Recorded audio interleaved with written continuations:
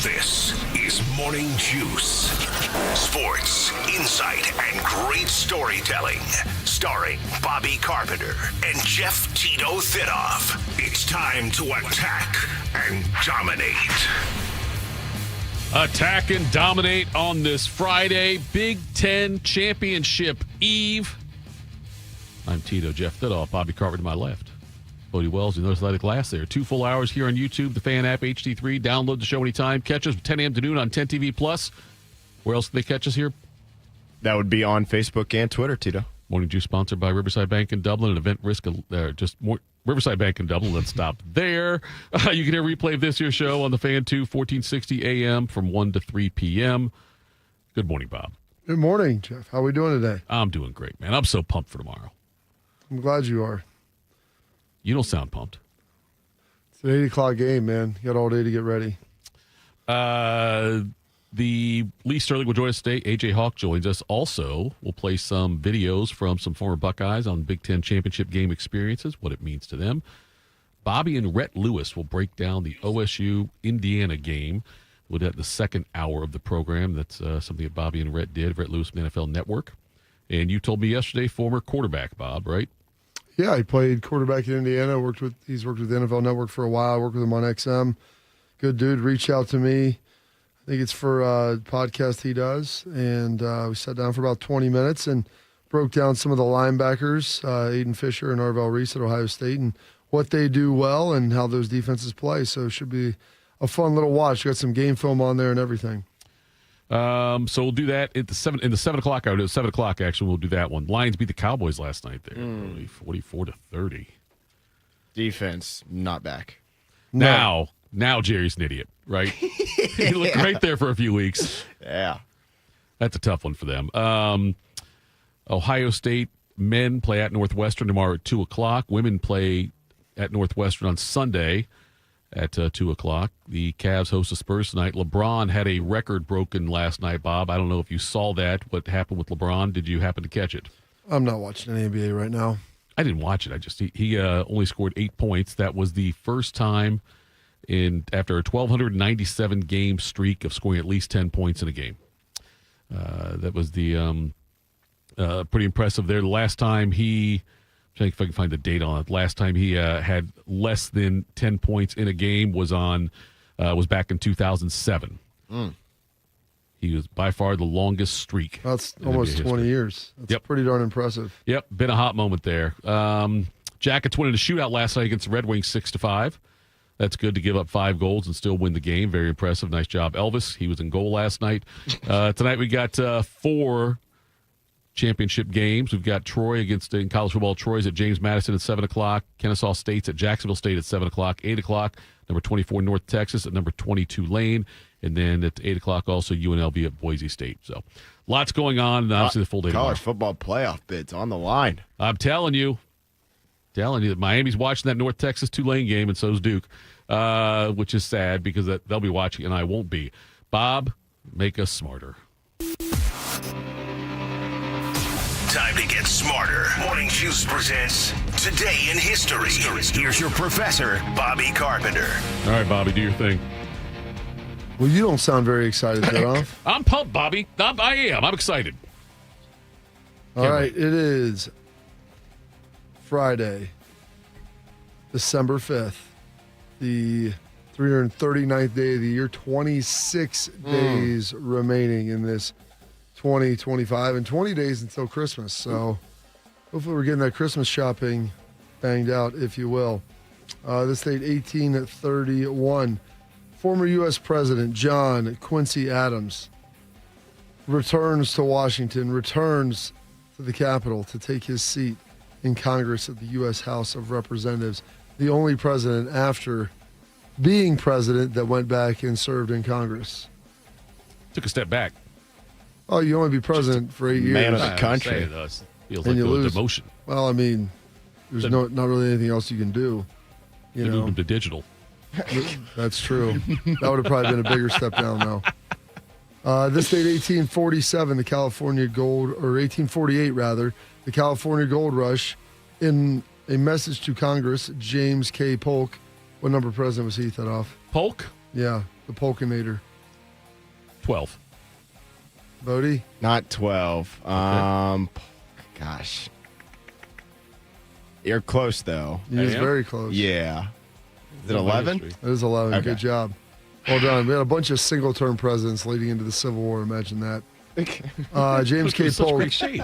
confirms a large amounts of gold are found in California, thus prompting the 49ers gold rush. Also the team. Well, Prompted the created team the team. A few years later. Could have been the 48ers if they found it earlier. That would not roll off the tongue. Yeah, 49ers Or the was 50s. The definitely. 50s. What if it was 20 years later? There you go. Thank you, Your Highness. I Good, appreciate good that job one. on that, Bodie. Good job on that. This date, 1974, the NFL Seahawks are formed. Actually, hold on a I was second. going to say, we missed one, Bob? We didn't. Well, I missed a couple here. 1947, Joe Louis wins Joe in Louis. 15 rounds over Joe Walcott to win the heavyweight championship of the world. I actually maybe gave you these in the wrong order. 1980, Flash Gordon opens in theaters with their legendary theme song by Queen. What plaything can you offer me today? The planet Earth. What's happening? It's an attack. Pathetic earthlings. Who can save you now? Flash! I'll kill you! Let's all team up and fight him. Prepare for torture. I want him. Stop at nothing.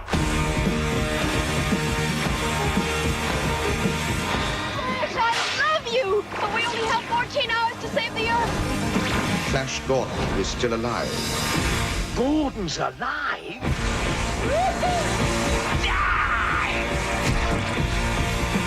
Yes! Must be my lucky day. Come on, Queen. You're better than that. Oh, Flash Gordon. I know, but- All I think about is the movie Ted. Have you ever seen Ted? The bear movie? It's been a minute, yeah, but I've seen both of them. Yeah, but that's their whole deal out of that Yeah. is Flash Gordon. Come on, Queen, though. Seriously. You don't like it? I don't know. I don't like that Queen did the theme song. Why not? It's jumping the shark, man. Queen's better than that. I mean, it was 1980. Like they still had some gas left in the tank. I know they did, but like that, I don't know. That'd be like Springsteen doing the Friends intro. Friends, you're better than that, man. Like I mean, a that's lot of money off that. That though. became an iconic song. I mean, that became wildly Yeah. popular and iconic I think song. people who have never seen a single second of Friends, Yeah. if they hear that theme song, they know what it's from. Who So was I'd it that sang argue. it? I have no idea. Rembrandt's. The Rembrandts. Okay. But I Can know you- the song. Can you name me their song by the Rembrandts? I can't. No, that's my point. You don't need Yeah, to- that's the point. That's It the elevated point. them. Which is why it's Springsteen and Queen are above that. That's what I'm saying. There's Because a you don't lot need of it. famous groups and singers that have made theme songs to movies and shows. Movies is different. Now, movies are different. Flash But, Gordon was a movie. Flash wasn't it? Gordon was a movie. I know, but I'm saying by and So large, hold on. Springsteen- No. I I know know. Flash's movie. No. I'm talking about, but like Springsteen did iconic, like the Philadelphia song in that That's one. my point. But Flash Gordon's not Philadelphia. Flash Gordon was a cheesy movie. Of course. You have no idea what the movie's going to be prior to making it. It's amazing. Bon Jovi wrote Always for Romeo Must Die, and then they watched the movie and he didn't like it so much that he pulled the song Oh, back did he from really? him. I didn't know that. Yeah. 'Cause See, they had to 'cause he's read- better than that. Well, he just didn't like the movie. This thing, 1974, going back a couple years, the Seattle Seahawks are founded. This is from 76. Couldn't quite find anything on the founding, but first training camp for the Seahawks. August 1976. A picturesque landscape nestled against Lake Washington in suburban Seattle. Pro football's newest team has returned from training camp and now prepares for opening day. The Seattle Seahawks, an expansion team in the NFL. The difficult task of giving direction to this new squad has gone to Jack Patera, an uncomplicated man of few words and solid coaching credentials, who coached the famous Viking defensive line into legend. But his first expansion team experience dates back to his playing days, when he closed out his career with a new team in town called the Cowboys. John Facenda's voice is amazing. Yeah. Anything is interesting when you're listening to that. And then 2 years, I guess, after that, 4 years after the forming of them, before they ultimately went to training camp and were a squad, 1978, Pete Rose leaves the Cincinnati Reds and signs a 4-year, $32 million deal with the Phillies, the largest deal in MLB history at the time. What was it? 4 for 32. $8 million a After your year. incredible 1978 season, you decided at the end of the season to play out your option to become a free agent. Well, we come to the conclusion that the Reds didn't want my services anymore, and that's why I went through the draft. My heart was in Cincinnati for 16 years, and I wish I could have got together with it for the upcoming seasons, but it just wasn't to happen. Pete, you negotiated with several teams. What were those negotiations like? They were tremendous. That's what made it so hard for me to come up with a decision, and I decided on Philadelphia. And I feel they got a good shot to get to the World Series, and I think I can be the added link they need to help them get over the hump. I hope so, anyway. If you look at your numbers, they certainly prove it. Well, you know, I'm over 3,000 hits. I should get Stan Musial's all-time record. I've close to 600 doubles. Average over 100 runs scored. I've hit 313 times. Made the All-Star team 13 times in 4 different positions.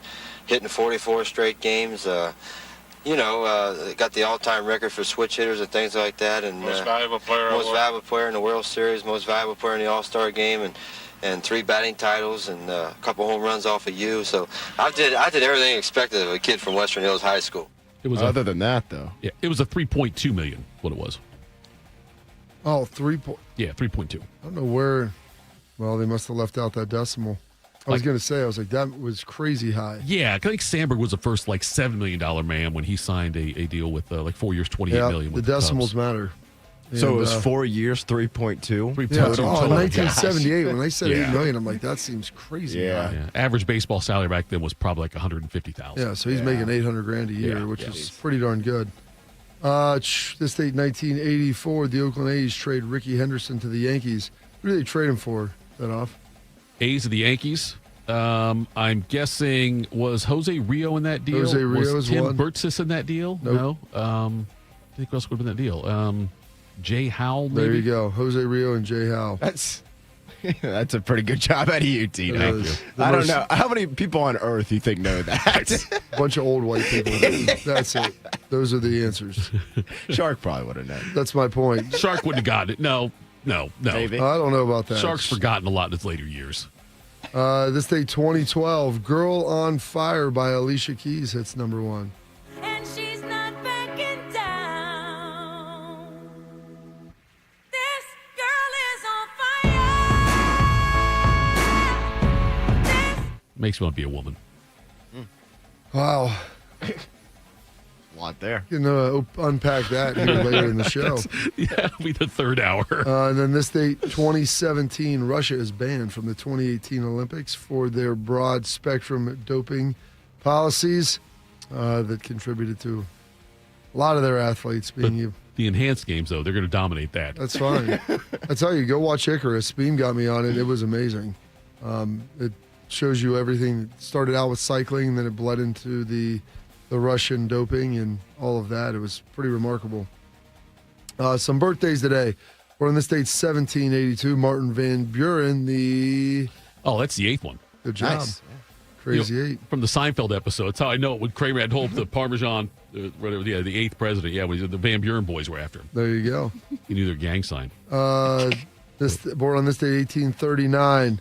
General George Armstrong Custer had an untimely demise at the end. I was talking to someone over at Ohio State and said, how do we feel about the game this week? Got a good plan? Talk about what's going on. He's like, Custer had a good plan and all of them got scalped. It's like, well, wait. Wasn't exactly. Well, good news. Tomorrow night, that's not going to happen. Was this an Ohio State coach? Yeah. Okay, I don't feel great about the confidence now, Bob. I think that's just how coaches always look at the situation. You want to name the coach? No, I'm not going to put him on it. Ryan. Yeah, exactly. Last name rhymes with say. Is it Brian Bay? Yes. It was not him. Born on this date, 1901, the founder and creator of Disney, Walt Disney. Well, it came about when my daughters were very young, and Saturday was always Daddy's Day with the 2 daughters. So we'd start out and try to go someplace with, different things, and I take them to the merry-go-round, and I took them different places. And as I'd sit there while they rode the merry-go-round, did all these things, sit on a bench, eating peanuts, I felt that there should be something built, some kind of an amusement enterprise built where that the parents and the children could have fun together. So that's how Disneyland started. Well, it took many years. It was a whole period of maybe 15 years developing. I started with many ideas, threw them away, started all over again, and eventually it evolved into what you see today as Disneyland. But it all started from a daddy with 2 daughters wondering where he could take them, where he could have a little fun with them, too. There you go. Was it Heartline? It was not. Listen. Stop. The state, 1932. Little Richard was born. She rock to the east, she rock to the west, but she's the gal that I love best. To the food, on route. To the food, on route. Lost him in 2020, unfortunately. The only Hall of Fame eligible quarterback to win 2 Super Bowls and not be in. Turning 78 today. Who is that off? Well, that's Plunkett, but Eli now is in that club, too. Said eligible. Eli's eligible. I think he just became eligible. I thought he was eligible last year, didn't get in, right? Maybe you're right. Yeah, on that. yeah, but Good Eli, job. yes, that's the other one, yeah. Eli. Raiders aren't like most teams. In the second quarter, Jim Plunkett and number 21 Cliff Branch sank their teeth into the Redskins secondary and got all the yardage they needed with one huge bite.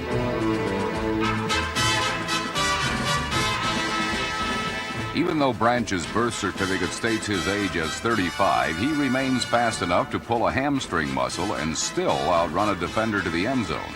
When this race was over, the Raiders produced a 99-yard touchdown, only the 5th such play in NFL history. Talk about bruise on the leg. There you go. Rip that hamstring off, just keep on running, even at the age of 35. Both of his parents blind. Jim Plunkett. Yeah, both his parents are blind. Jeez. Heisman Trophy winner. Probably got away with a lot of stuff, too, growing up. Stanford? Yeah. Yeah. There we go. Had a terrible NFL. He was a flop for a while in the NFL before he got to the Raiders, like the Those are 49ers good. and Patriots. He was okay with the Patriots, I thought. Didn't they go to the Super Bowl with him? No, they didn't go to the Super Bowl with him. He ended up getting benched for like Steve Grogan or Matt Cavanaugh or somebody like that. But yeah, he never. Joe Rogan? Might have been Joe Rogan as well. Yes. Number 1 podcast. I There you saw go. yesterday on Spotify. I think Seth Rogen and Steve Rogan and Joe Rogan are related. It might be. Is it Hulk and Paul? That's right. According to R.I.P. Chops. Chops. He's not dead. We're just divorced. Oh, I'm sorry. Redskins legendary wide receiver Art Monk turning 68 today. And then turning 39, 1 year away from 40. And maybe he'll be a man and a little more mature at that point in time. Did end up having a nice NFL career with the Patriots. Born on this date, 1986, turning 39 years old, LeGarrette Blount. As the Broncos defeat the Ducks for the 2nd consecutive year. Is that Woody Hayes music? Still a lot of animosity on the field, not between teams, but between teammates. It all started with Blount right there. He should be ejected for next week. And if I'm Chip Kelly, he may be ejected longer than that right there. LeGarrette Blount nailing Byron Hout right on the chin. We saw Oregon players fighting amongst themselves, too.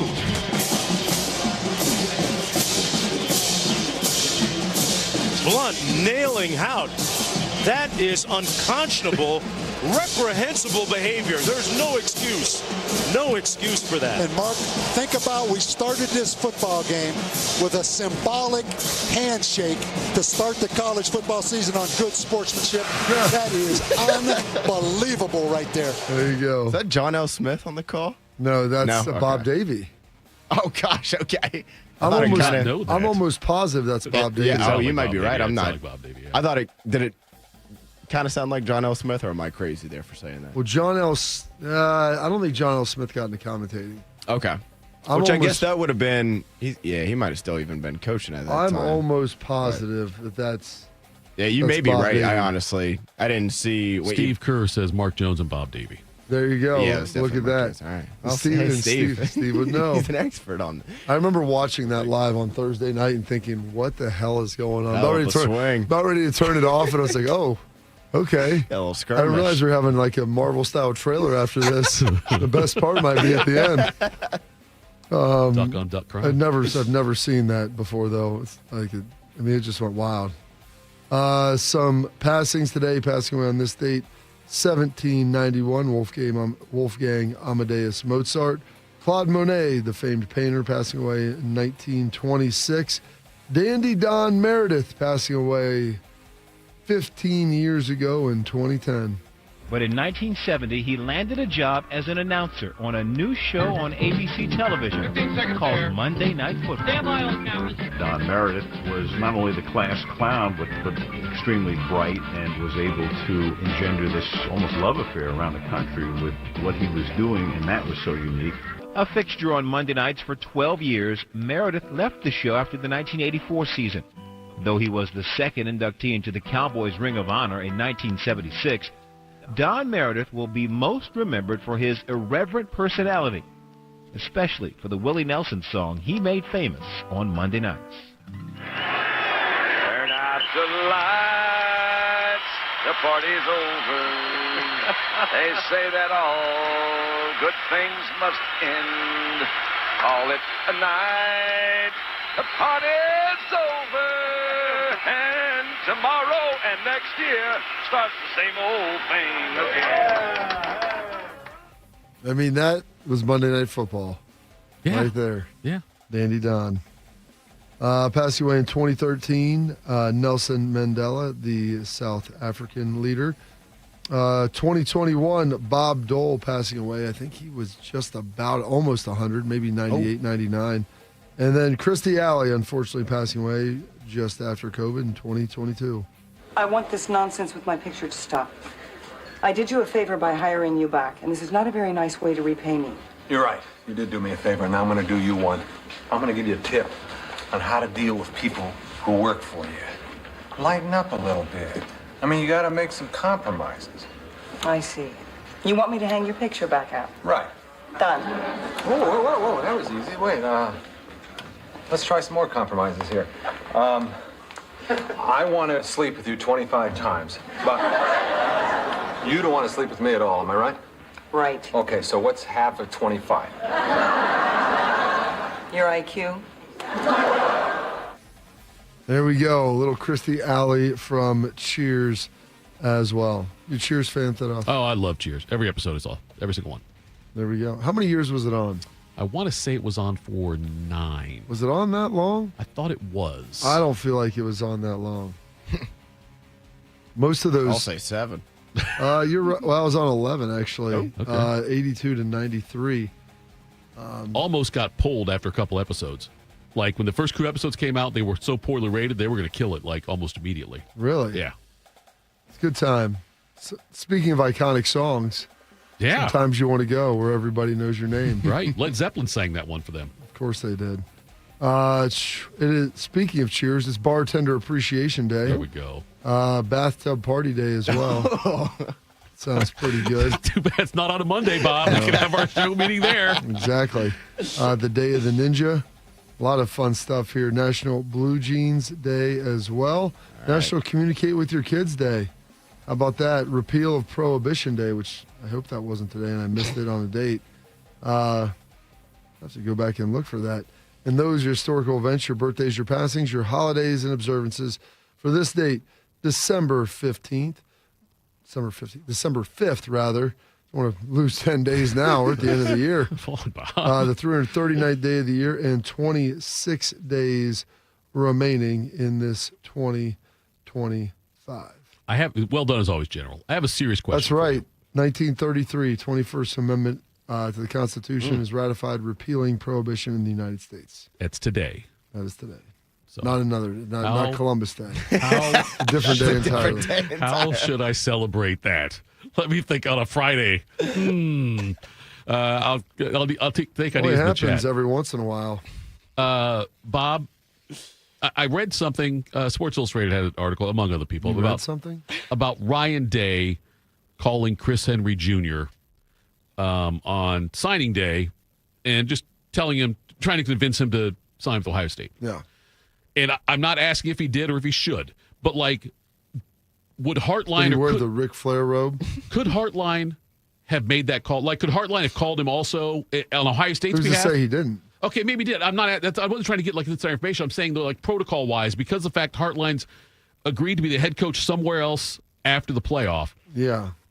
He's still one of the coaches at Ohio State. So he could still. There wasn't like I'm not saying he wouldn't be allowed to, but it's not. Is that Well, there are rules against that? You can only have so many coaches, I think, making calls and different things. But I believe that he's still one of those other ones, unless they've designated someone else to be able to do that. I just didn't know. It's not as big a deal right now because no one can go on the road and go out. So that's Right. the main thing. But I would assume that he had talked to him. I'm not going to say that for certainty, but I would think that he did. I just want to say all Ryan Day did. I thought, I wonder if Hartline would have or could have called him also on Ohio State's behalf, Hey, even son, at this point. Yeah. You take a peek at those temperatures in Columbus today. Now go look at South Florida. That's all about 60 degrees warmer. That's right. Oh, coming up next, Lee Stern's going to join us. We'll do that next. Morning Juice. Hey Columbus, it's Lorenzo Stiles Jr., Ohio State student athlete. It's football season, and just like on the field, success starts with the right game plan and the right team. That's why I'm proud to team up with Monogram Homes.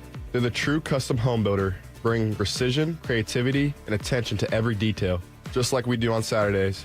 If you're ready to build, don't settle for standard. Go custom. Go Monogram. Visit monogramhomes.net to start building today.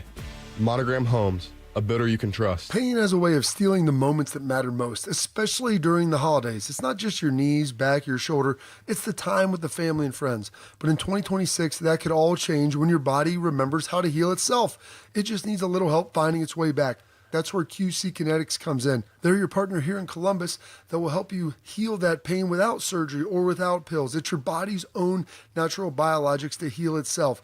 It's the best comeback story that you're going to find, powered by your own cells that built you in the first place. No surgery, no pills, no long recovery, just your body remembering how to feel alive again.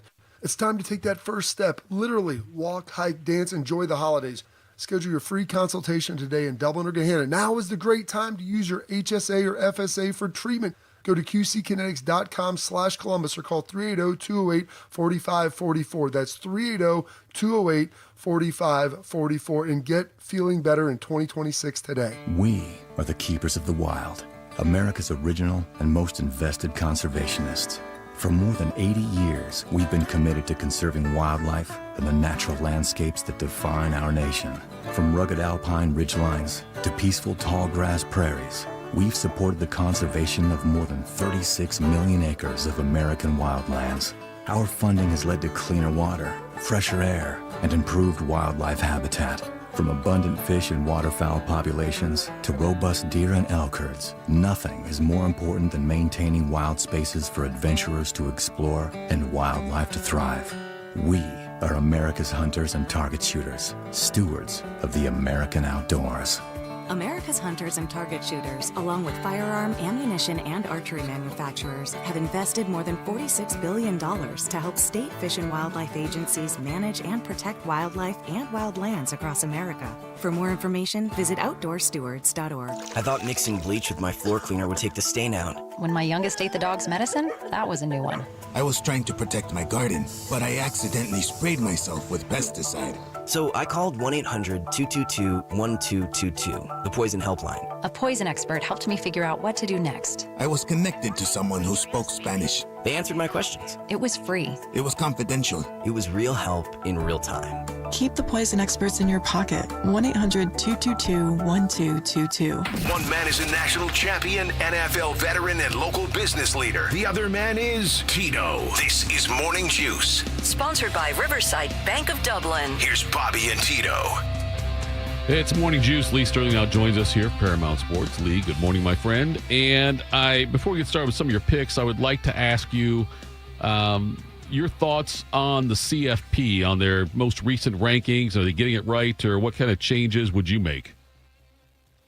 Hunter Yurachek, I mean, his interview afterwards was absolutely embarrassing. I mean, we know the SEC and the ESPN are together, but to try to explain why they moved Alabama up one spot, I mean, something about the way they got off to a 17-0 lead and some 4th and 2 play and how they survived a really tough 5-7 Auburn, who was having a kid start for his second game ever and an interim coach.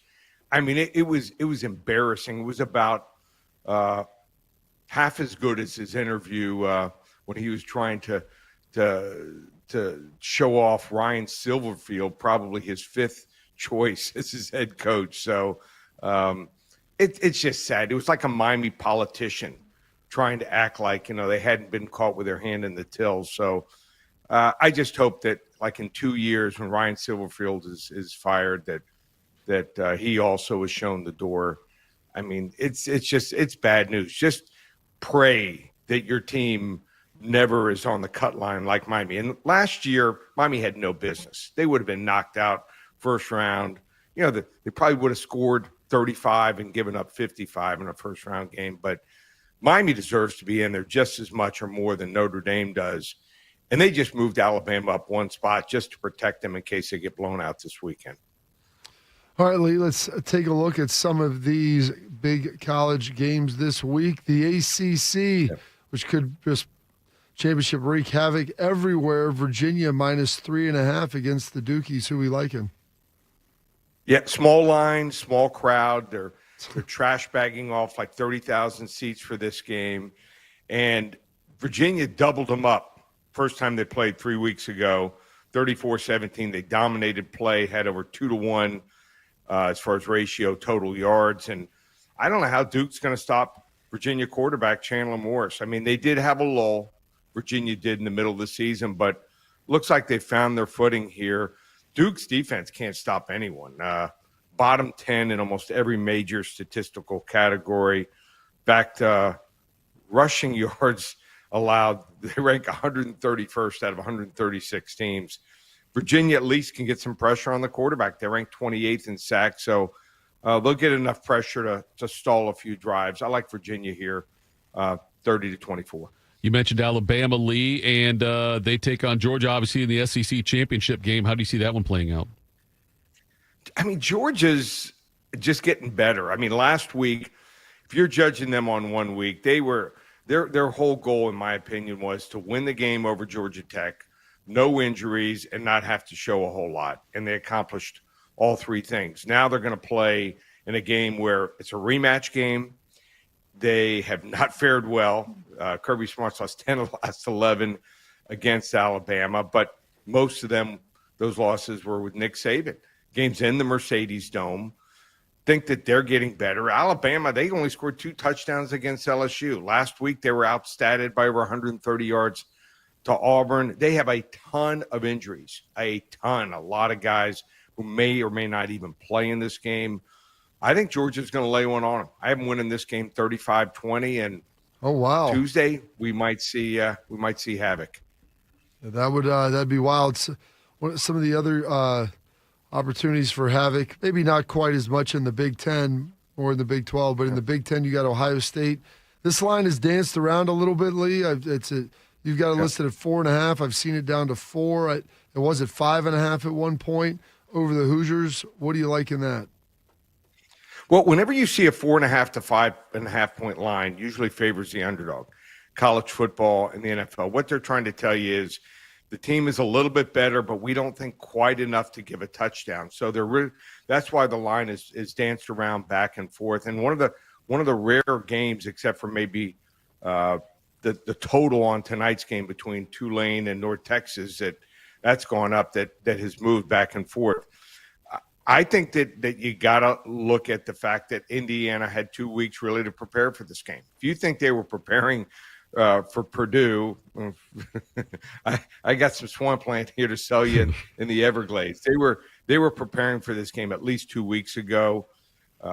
It's finally here. We had the game last week, obviously, with Ohio State and Michigan, and it seemed like they're going on for 5 or 6 weeks just waiting for this day. It's going to be a great matchup. Fernando Mendoza, 32 touchdowns, only 5 interceptions the entire year.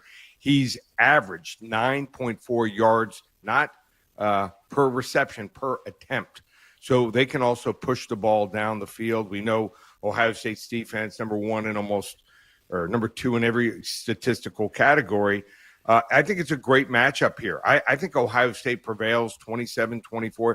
If this game was in some really bad weather, I might favor Ohio State. But what Indiana did at Oregon was very impressive, and I don't think there's that much of a difference between the two teams. Ohio State comes out on top in the end, 27-24. All right, switch over to the NFL. The NFC leading Chicago Bears take on Green Bay. That's something we wouldn't think we'd be saying at this point in the season as far as the Bears go. How do you see this game playing out? Well, Ben Johnson not only is impressive as a play caller, I think that he's done a really good job getting their offense into situations where they could be successful. He knows, just like Liam Cohen from Jacksonville, he has a quarterback and Caleb Williams who can probably only read one or two things real quick on certain play calls. So he tells them, look for the first receiver, look for the second receiver. If you don't see him, get rid of the ball, throw it away, or take the sack. And they've been successful. Why? They're usually dominating time of possession and also not turning the ball over. That's important to winning games. You look at the turnover battle like last night, you turn the ball over a couple times, the other team doesn't, you're going to win 80 to 90% of the games as far as that's concerned. The Packers, they still have some weaknesses. I mean, you want to lay 6.5 points with an offensive line that's shaky, receivers that can't get a whole lot of separation and also drop a lot of balls. And I also think their cornerbacks are nothing special. So I don't think the difference between these two teams is that much. And on top of that, Green Bay 1-6 against the spread when laying more than 3 points here. I think Green Bay survives here 26-23, but I'll take the Bears. What do we got for the game of the week this week, Lee? Hey, Lee, what do we have for game of the week this week? Yeah, game of the week is going to be the Bills and the Bengals.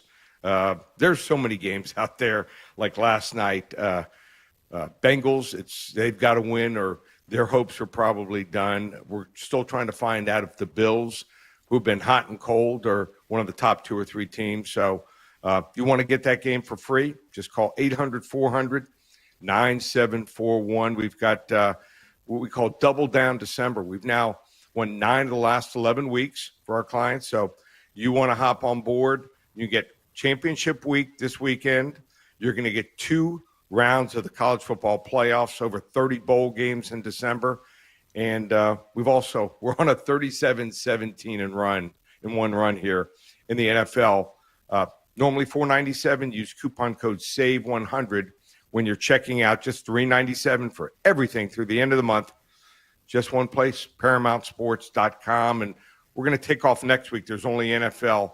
And we'll come back in 2 weeks on a Friday morning, and we'll talk about the playoff games and do our college football bowl extravaganza. Thanks, Lee. Appreciate the time, buddy. Have a great weekend. Keep on winning. All right. You too, guys. That was Lee Sterling, Paramount Sports, joining us there. Bodie, can we pull this off, do you think? Do we need to wait? Or can I we just need a couple seconds. So. All right, we're going to listen to what our own Tyvis Powell talked about regarding his thoughts on what the Big Ten championship game means to him. The Big Ten championship to me means, excellence, dominance. It was something that when I was at Ohio State, it was something that I always wanted to achieve. You think about just some of these amazing teams that we had. To be a part of that, obviously, I was on both ends of the spectrum. Obviously, 2013, we got there and we lost to Michigan State. And I'm not going to lie to you, when you watch that confetti fall for the first time and it's not for you, it does something to you, And obviously, fast forward a year later, we get there in 2014. We had just lost JT. Cardell was making his first start, so you didn't know what to expect. You're going up against a Wisconsin defense who I think was top 10 in the country. So you don't know what to expect. And to watch us go out there and dominate in the fashion that we did, it was amazing. It was like one of the best days, something like a movie. You know what I'm saying? Everybody executed, and it was just so special to see how dominant we could be. Obviously, we had to win by style points to make the CFP, but 59-0, I guarantee you, nobody thought that. And my most memorable moment in that game was me and Vaughn after the game was before the game was talking about, after we win, we're going to steal the Big Ten sign. I said, well, guess what? I got that sign and I ran around. Oh my goodness. It was an amazing night to see that confetti fall for us. And you just thought about all the things that we had to get, that we went through to get to that moment. Nobody was going to take that from us. So it's going to be cool to watch these guys have that moment after 5 years, finally, persevering and getting through and trying to get it all. So good luck to those guys. Can't wait to see them raise that silver football. Go Bucks. That was our own Tyvis Powell. We'll hear from Evan Spencer later on, Wade Paul McMillan, and Billy Price. We'll try to get them in also during the show. Coming up next, Quick Hitters, Morning Juice. James Laurinaitis here for my guys at Green & Sons, the premier Kubota dealership in Central Ohio. Green & Sons has all the Kubotas you need to tackle your land and come out a winner. They have zero-turn skid steers, tractors from 18 to 171 horsepower, and also utility vehicles. My favorite is my RTV Sidekick. The best thing about Green & Sons is they've been family-owned and operated since 1970, and you will love dealing with the Green family and their winning team. Do what I did and check out Green & Sons located in Mount Sterling and Marysville, or online at greenandsons.com for all your Kubota needs. Hey Max, you look absolutely dashing in that purple tie. Ready to harness the world? You bet, Daisy. I'm ready as I'll ever be. And might I say, your purple tie really pops with your vest. Thanks. I almost went with a cape, but didn't want to come across as pretentious. Nonsense. Anyone in our line of work should rock a cape. You might be onto something, Max. Phew, so here we go. First day on the job. We've got this, right? Right. Don't forget, we both graduated from Dogs Inc. with honors. Which means I can guide my human around a busy city with ease. And I can give my human a restful night. I hope my human is kind and loving. And I hope mine likes wet kisses and zoomies. Ready to make a difference? Born ready. Let's go. Discover how extraordinary dogs like Daisy and Max change lives at no cost to the recipients. Visit dogsinc.org. It's been a real journey since 2014 when I first had my injury. I realized that my home was just not working for me and that it was time to ask for help. Homes for Our Troops is really giving me my life back. The shower allows me to go in and turn around with my chair, pull down storage racks, automated door systems, hours of my morning given back to me. Adaptive sports are a huge part of my life, a huge part of my healing journey as well. Homes for Our Troops helped with making sure that I had a home gym so that I can continue to train. This past year, I was able to host Thanksgiving in my home. And it was the first time I was able to have my whole family in one place and I was able to contribute to the meal. There are a lot more veterans in need, and Homes for Our Troops is going to be there to help them too. Homes for Our Troops builds and donates specially adapted custom homes nationwide for severely injured post 9/11 veterans and enables them to rebuild their lives. Join our mission at hfotusa.org. My name is DeMar Hamlin.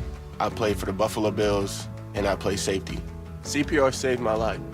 I've teamed up with the American Heart Association as a national ambassador to help create a nation of lifesavers, turning bystanders into lifesavers through CPR education and access to AEDs. Nearly 3 out of 4 cardiac arrests that don't happen in hospitals happen in homes. Join me to ensure everyone has the chance to live longer, healthier lives. Visit heart.org/nation.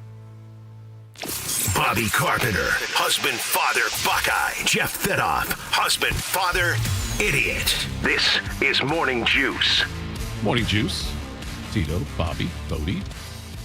Don't forget, coming up at 7 o'clock, the next segment after this one, Bobby and Rhett Lewis will break down the OSU-Indiana game. Rhett Lewis from the NFL Network. And let's do some quick hitters here now, Bode.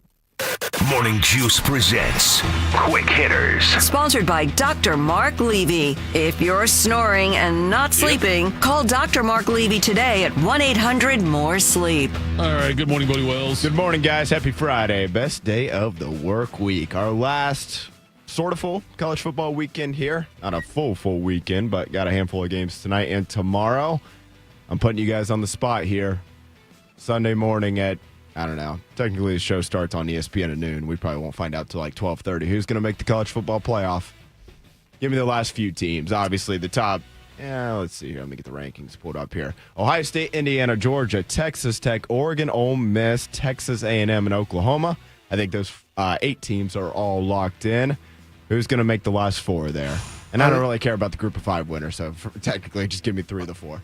I think the top 10 that are listed all get in, and then I think Tulane beats North Texas, and then honestly, I don't know if Duke. E.J. Manuel had me convinced yesterday that Duke, and he watches a lot more ACC than I do, that Duke was going to beat Virginia, and why. When they played the first time, what happened with Duke's defense and how they can correct all of that. So if that's the case, it'd be JMU, but. I mean, I'll say Virginia right now just to feel better about it. Okay. So you think the Irish and Bama are kind of the last 2 I think they at large? I don't think they knock Bama out, and I don't think that they flop Notre Dame out. If Bama gets blown out, I don't think you're doing that. You don't think they're going to back them out because of that? I don't think you can. Yeah. You're telling me they're the second best team in the SEC? They're like 5th in the rankings. Well, I'm saying I don't know if they're the second best team in the SEC. They are they're the no worse than qualifier. 4th. Right. Just like Miami's one of the top 2 teams in the ACC, and they're not making it into the ACC championship game. So I really like to see both Notre Dame and Miami get in over Alabama, but I think Miami's going to get shut out of this thing. I'm with you, Bob. I think you'll see the group of 5 team. I'm not sure on Virginia Duke, but I think Miami's probably screwed regardless.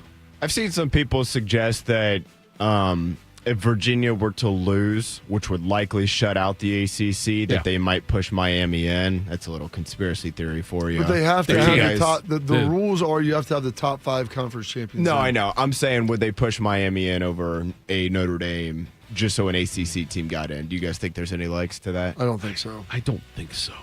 Okay. God, but just curious. I don't know. Like I said, hey, man, there's a lot of conspiracy theories going around with this college football playoff. I think I'd believe anything, but I'm kind of with you guys. I don't know that it would be just as simple as we have to have an ACC team in. I would like to think the committee would look at it and be like, you guys don't deserve one then. Right, yeah. Your stupid tiebreakers allowed it to where a 5-loss Duke team can get in. Right. This is more on the ACC itself. Yeah, for the way they committee. This, yes. All right, guys, it has been, we'll stay with college football, switch to a little bit of National Signing Day news here. It's been a bit of an uneasy couple of days for Ohio State with regards to the early National Signing Day window. Most notably, of course, that's 5-star wide receiver Chris Henry Jr., who continues to maul his options following Brian Hartline's departure down to South Florida. Along with that, we got some little bit of crazy news here. 4-star athlete Legend Bay. He signed with Tennessee on Wednesday. This is almost unbelievable. Despite having been committed to Ohio State for a little while here, he was previously committed to Tennessee before switching to the Buckeyes. So a little snip, snap, snip, snap. But now comes the drama. Yesterday, he tweeted out that his older brother and his mom are forcing him to sign with the Volunteers.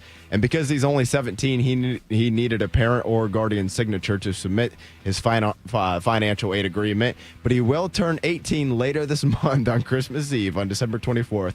And at that time, he could ask to be released from his NIL because he'd be an adult at that point, or he could enter the portal in January.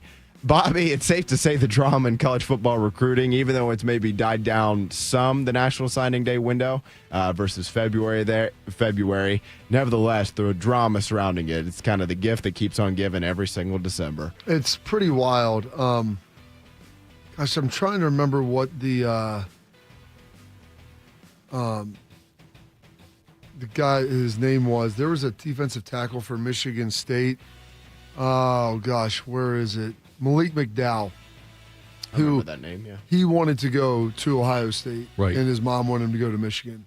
And when you're under 18, your guardian has to sign off on it. Wouldn't sign off on it. He ended up going to Michigan State. Well, this thing with Legend Bay is what I've kind of heard. I mean, they wouldn't sign off on it. He had all of his Ohio State stuff out there when he signed for Tennessee.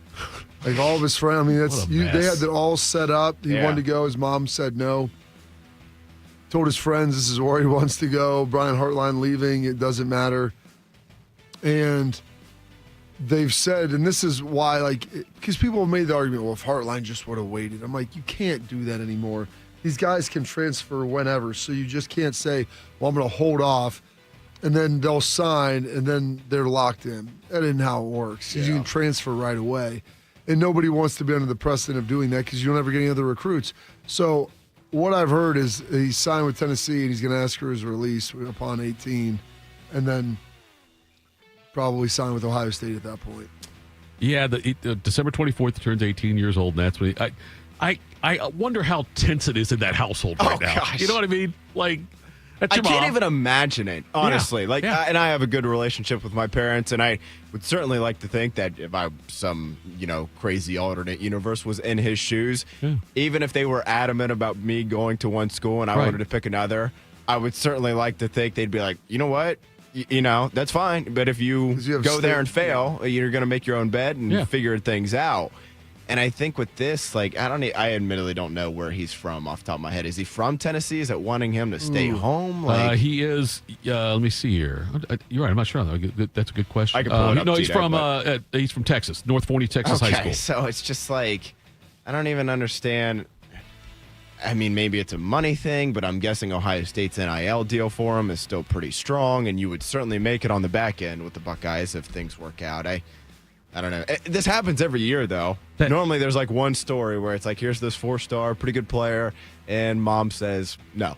Here's what's remarkable, and this is Bodie, to your point. People ask my dad, hey, where are you gonna have your son go? And he told me, you're the one that's got to get up and go do the work. Yeah. Because I don't want you blaming me if this thing doesn't work out. And this is, parents are well intended, maybe. There might be some other nefarious stuff with this. I don't know. But it's sad to see this is where he wants to go. And if his parents wanted him to go to Ohio State and he wanted to go somewhere else, I'd say let the kid go somewhere else. Yeah. He's not going to be happy if that's not where he wants to be. I love the tweet that he sent out. It said, "Good afternoon. This My is from point, Legend." I was just recently locked out. Yeah, sorry. I was recently logged out of my IG and probably logged out of this account as well by my older brother who has access to my account because I won't sign to the school him and my mother wants. Legend Bay. He's 17 years old, and his older brother is controlling his social media. He's a social media manager. Come on. What's the salary on that? What happens with the NIL stuff when you're that age then? You know what I mean? Like Bob saying, you got to be, obviously, 17, you're almost signed the stuff till you're 18. You don't have to be 18 to have a job. No, I understand what I'm saying, though, but would she also have access to that or control over that in any way? That's his choice. It's up to him, though, yeah. Once you're 16, you can have a job and work and do those different things. I would just think, too, at the end of the day, if he's going to turn 18 in less than 3 weeks, and he's going to end up going to Ohio State, just let him go now. Right. That's all you're going to do is tarnish your relationship with a kid. No, that's a rational thought. Yeah, true. Don't bring logic into an emotional conversation. Exactly. And I know it's more logic, but it's it's not like Tennessee's some disaster, obviously. They went 8-4 this year. They're a fine program, but it's not like it's like he's choosing between Ohio State and Florida A&M or Tennessee and Florida A&M. Or even Texas, where he would be like, hey, we want you to be close to home. Yes, at least some sort of logic behind it. Switching to the NFL here, guys, I don't think there's any question among the average NFL fan that Justin Jefferson, he's not only one of the best wideouts in the league, but frankly, just one of the best players in the league overall. But it has been a tough season for the 6-year pros. The Vikings, they're 4-8 this season. And truth be told, a lot of their struggles are directly contributed to their poor quarterback play this season. What do you mean? 12-9. 9 just ain't getting the job done there. 12 games this year. Jefferson, he still has 799 yards. Only a pair of touchdowns, though, as he's worked with the trifecta of J.J. McCarthy, Carson Wentz, and Max Brosmer. And speaking with reporters yesterday on Thursday, Jefferson, he shed a little bit of light on what has been a tough season, saying, quote, obviously it's been a difficult season. It's probably one of the most difficult seasons just off of the circumstances, having a young quarterback, having a different team, having young players on the team. So it's just one of those years. Not every year is going to be a top-tier year for me. It's really a part of the game, so it's just all on me to expect a lot from these young guys and to improve on anything that we need to improve on as an offense. I mean, that is the most professional comment he could have made. Yes. Could have said my quarterbacks suck. Exactly. You see the crap we're rolling with? You got a belly full of white dog poop and you're going to drop this crap on me? Yeah, Tito, you think there's any chance they, after just one season, and not even a full season because he's been banged up, that they realize and say, this McCarthy thing ain't working out? It's pretty remarkable when you don't know the plays that might impact your ability to play football. It's a tough situation to be in, I'd say. Justin Jefferson just came out and said, you know what? I say knowing the plays, meaning knowing the opponent's defenses. Right, yeah. They should, if they're not going to hire Connor Stallions as the staff, then I think that they've got to bring in a veteran quarterback to compete for the starting job next year. I don't think J.J. McCarthy will be a good NFL quarterback. It's not what everybody was telling us. Well, again, like you said, if you got the plays, you look really good. But like if I'm Justin Jefferson, I'd stand up there and say, you know what? Hey, do you guys think I got this much worse? Because something changed in our offense. I can't think exactly what it was. We literally had, and granted, it looks like he's turned into a good starter, but Sam Darnold was there last year, and Jefferson lit it up. You had Sam Darnold, Daniel Jones, both on that team last year. Gosh, yeah, I forgot about that. And Danny Dimes, and the Giants released him middle of the year, and right? And instead of like pursuing one of those guys and saying, we like these guys, their offensive geniuses said, you know what? We think this McCarthy guy's going to be better than Darnold, Daniel Jones. And I don't know, Bob. It just seems like this is one of those things that could set a franchise back several years. And I hate the idea they're wasting Justin Jefferson. Wasting him. He might be wasting him on the way out of there. If they have another year like this, there's a good chance that he'll be saying, hey, deuces, I'm not going to hang around here for this. I mean, you start thinking about it, if guys want to win, and he was on a trajectory to be a Hall of Famer. Yeah. And you keep playing with these buckets of turds, it's going to be rough for him. Is there any way, I'm sorry, I'm looking through the top passing leaders here. I'm just trying to find a name where it's just I don't know, if Miami moves on off of him, and I admittedly don't know the contract situation there off the top of my head, so I don't even know if that's feasible, but if you're Minnesota, do you bring in Joe Flacco to at least have a guy that's okay, if McCarthy's going to fall apart. Joe Flacco's 100 years old. I know, Bob, I know, but at least even when he got traded to Cincinnati, he played pretty well. He was clearly better than Jake Browning, and I know it's not an apples. McCarthy was a top 15 pick or whatever, and Jake Browning was supposed to be Joe Burrow's backup. Right. But Flacco went in there. This year alone, what's Flacco got on the year? 15 touchdowns, 10 picks, but granted, a lot of that was with Cleveland. I don't know. Take a peek at it here with Cincinnati. Yeah, I'm not going to try to do the math there, but whatever. He was playing pretty well. I feel like how about this? Go ask Jamar Chase and T. Higgins. Hey, Jake Browning or Joe Flacco? Right. They'd probably say Flacco, and maybe Jefferson would say the same thing. I just know it's not going to be your boy Mr. Unlimited. It's not going to be Aaron Rodgers. I thought about that name too. I would. Kyler Murray.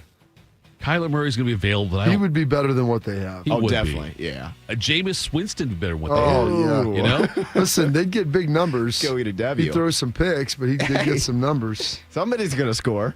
It might be Minnesota. It might be the other team, but Mac Jones in San Francisco.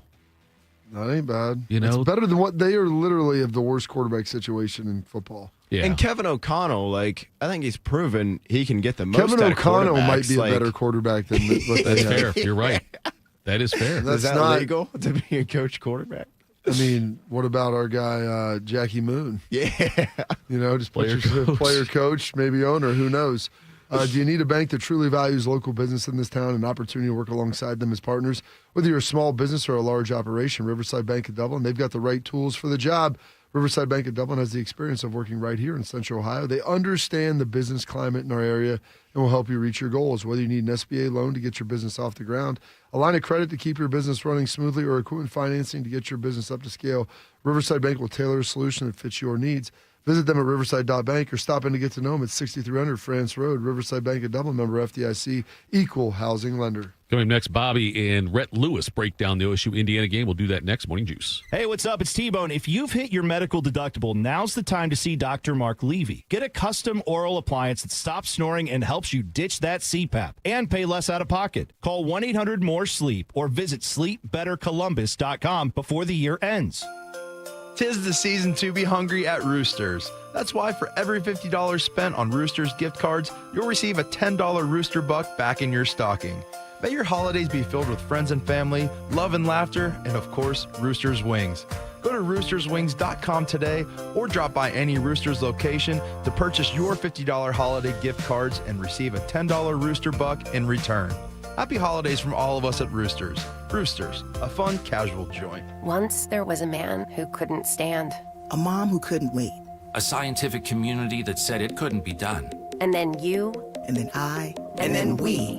brought neuromuscular disease into screaming color with the Muscular Dystrophy Association. For 75 years, our voices have thundered through the halls of Congress.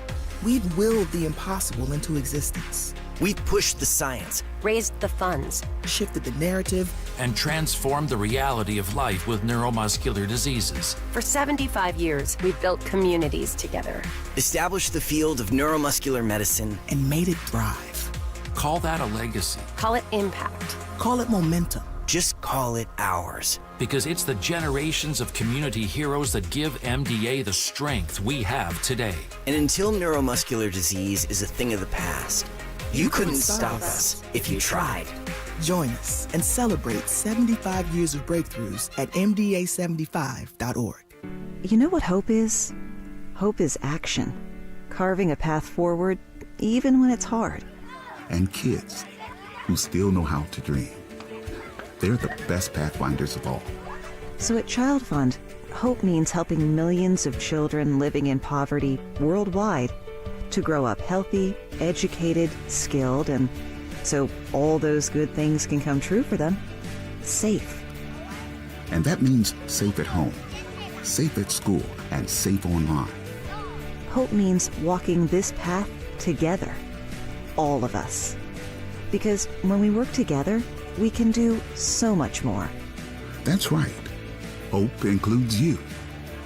Child Fund, because we need each other. To learn how Child Fund works with children in 23 countries to help them achieve their full potential, visit childfund.org. That's childfund.org.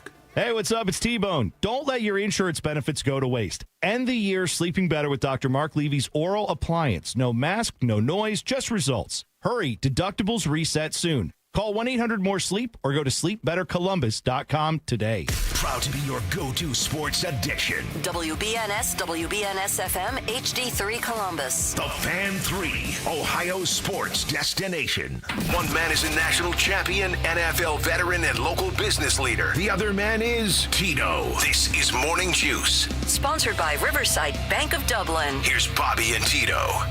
All right, Bob, let's jump into this thing, man. Excited to chat with you here about this Big Ten championship game. I mean, look, I think it's just more proof that we're sitting here as alums from the best conference in college football when you could have number one and number two meet for a conference championship. Am I right?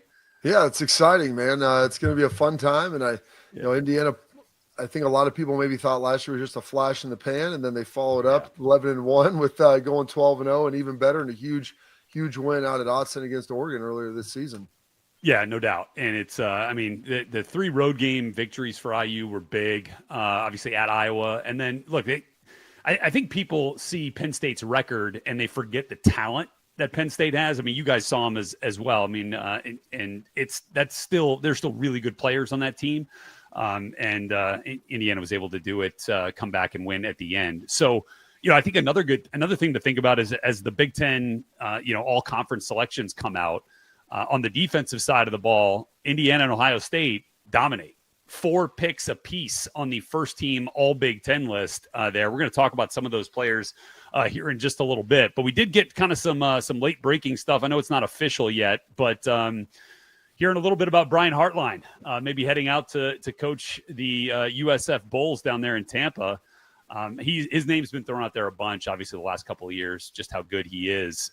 What's your take on that if it ends up happening and how that could affect Ohio State down the road here? Well, I think it's impacting a little bit today. I mean, there's been signing day that's happened, right. And there's a lot of ambiguity. A couple wide receivers have paused and held up, most notably Chris Henry Jr., who's very talented. He's been committed for a long time, and we'll see if that stays the case or if he changes. Brian Hartline's been terrific on the recruiting trail since he's been at Ohio State and done a great job signing and then developing players there. From what I've understood, getting ready to head over to the facility here after this, is that he is going to stay on and coach through the playoff. Now, I'm not 100% confirmed. That's kind of been reported. I'll find out a little bit more today, but just seeing kind of what he's doing with that. So I don't think that changes a whole lot here, obviously, in the short term. But then moving forward, yes, how do you continue to recruit at a high level and develop those receivers? Who comes in as that position coach? There's a number of good candidates. There's some internal. There's there's some former or some alums out there, and then I'm sure Ryan Day's got a deep pool from trying to get the best people he can as well. Yeah. Ultimately, I would imagine he would want to stay on. It's hard though, right? With the way that the portal is going to be working into January, where Ohio State hopes to continue to be playing and to be kind of measuring up both sides of it when you're now the play caller, right, and the game planner. But look, Ryan Day's called plays before too, so I think that's pretty nice little little ace to have up your sleeve there as well. So I'm sure they'll figure out the best workflow if that does end up happening. But ultimately, credit to what Brian Hartline has done over the course of his entire career. Deserves an opportunity to be a head coach, if we're being frank, right? All right, let's talk a little bit about this defense. I got to go back and remember, was Matt Patricia the DC when you were in New England with the Patriots? Yeah, my last year playing was my only year in New England. That was his first year as the official defensive coordinator. So coming in there, I worked with Matty a lot in the offseason. He's a great communicator, obviously very intelligent, does a good job of teaching concepts and the overall defense. And when they moved in about 5 houses down from me. So it's been fun to kind of get to know his family a little better. And, they've adapted and adjusted well. And I think they're excited to be here. And I think when he got here, he goes, this is great. He goes, these are some of the best players I've ever got a chance to coach. Cause you get so many of the guys as opposed to potentially what it looked like before in the NFL where, you only get so many draft picks a year and you have a salary cap. Yeah. I would agree with you. I was talking about this with a buddy of mine who he and I covered the Patriots together in Boston in the early 2010s. And, when they were really starting to roll on defense. And, I was like, if you compare, if you take into account levels of play, these are the most talented players that Matt Patricia has ever coached.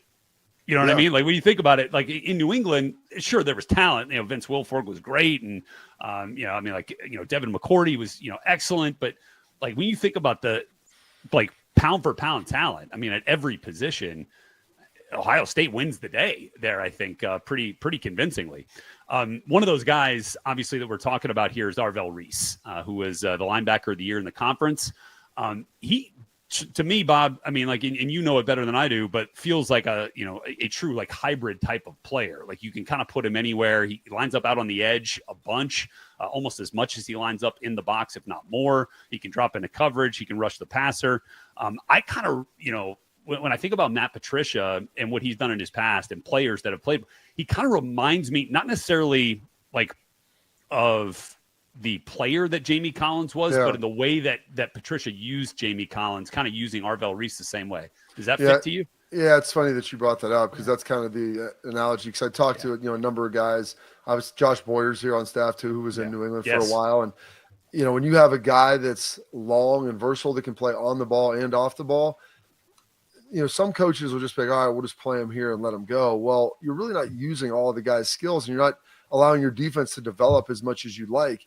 Because that's what makes it tough. You played quarterback, understanding when there's a guy that you can walk up and you can go from a 3 down, essentially look to a 4 down or a 5 down and manipulate that. And the guy can play on the edge and he can play off the ball. He can pressure, he can drop back in coverage. And so it's really the versatility of his athletic skill set, being 6'4", 245 and, being able to run and being a smart enough player also to be able to absorb it all.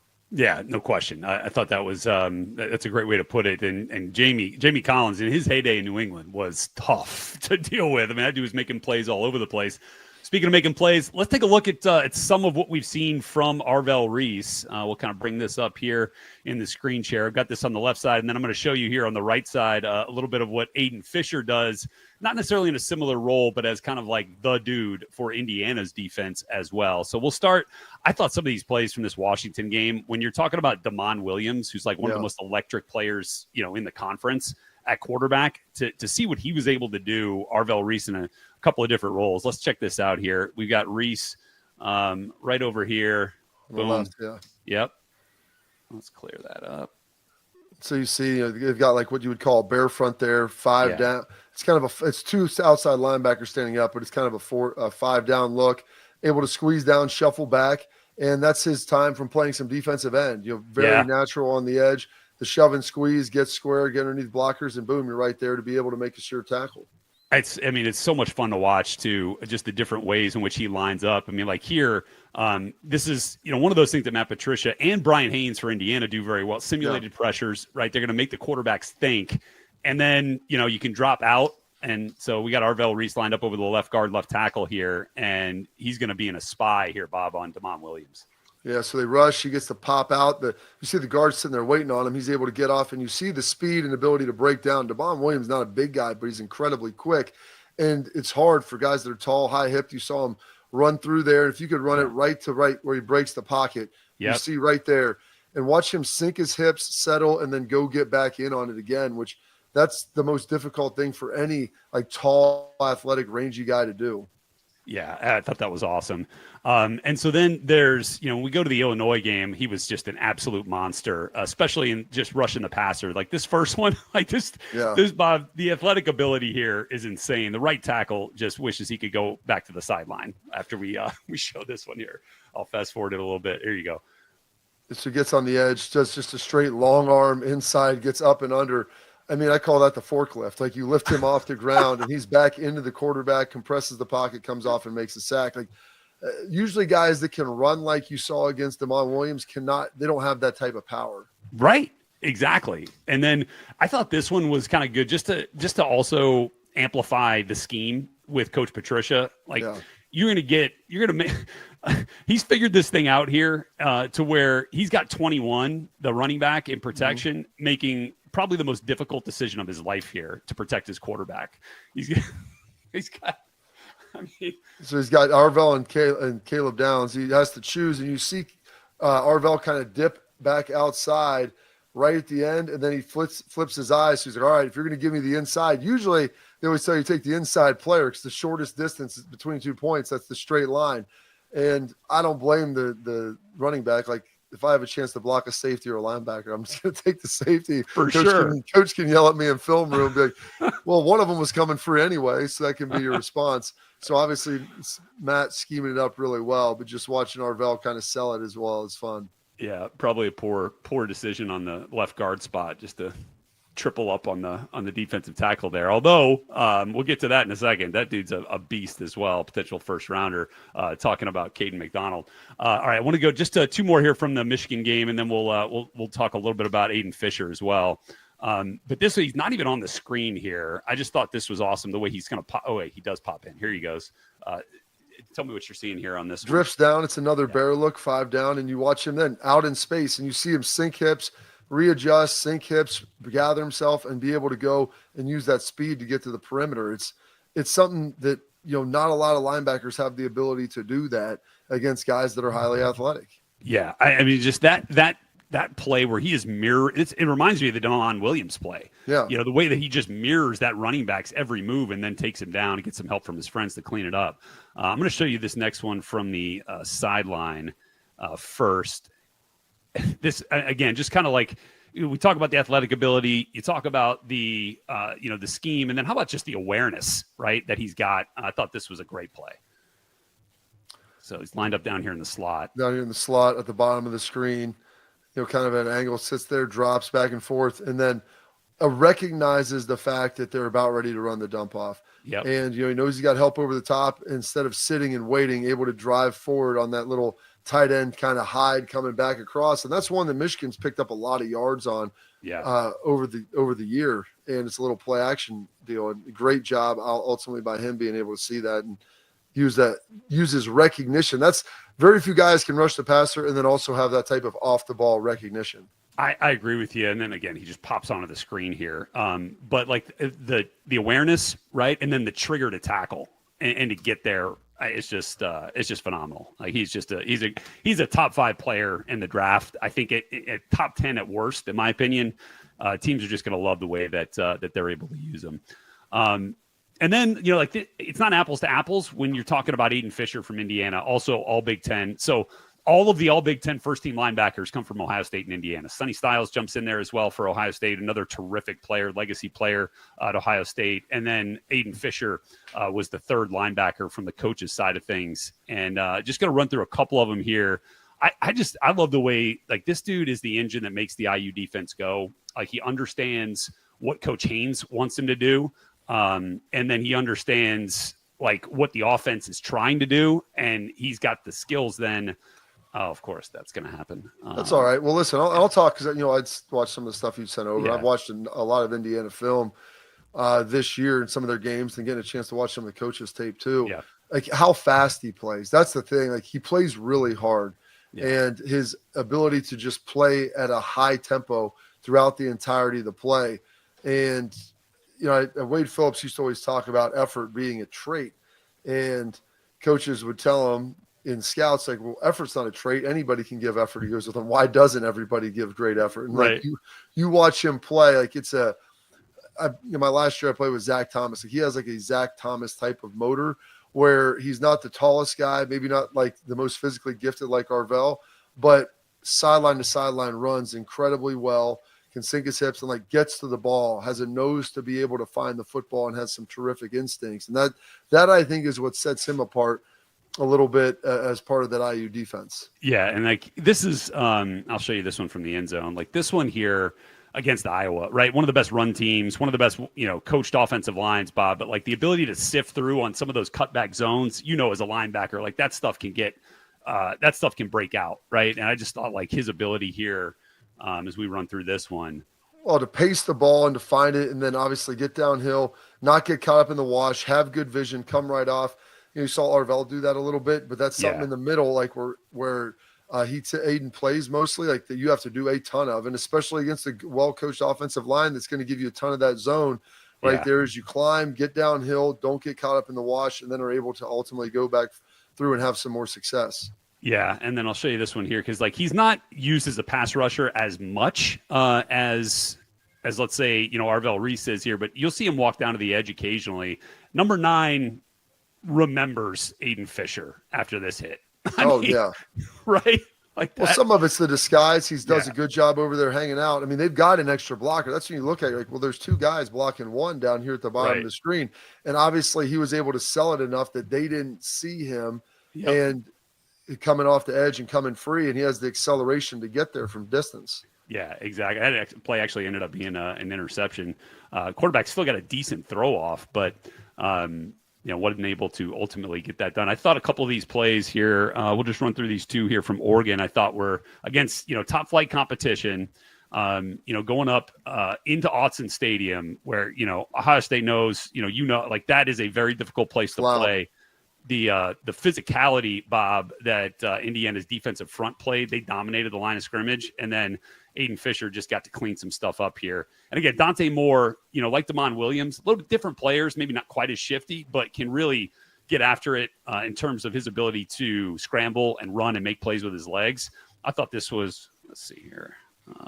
Let's go to play 25. Yeah, right here. I thought this was pretty impressive.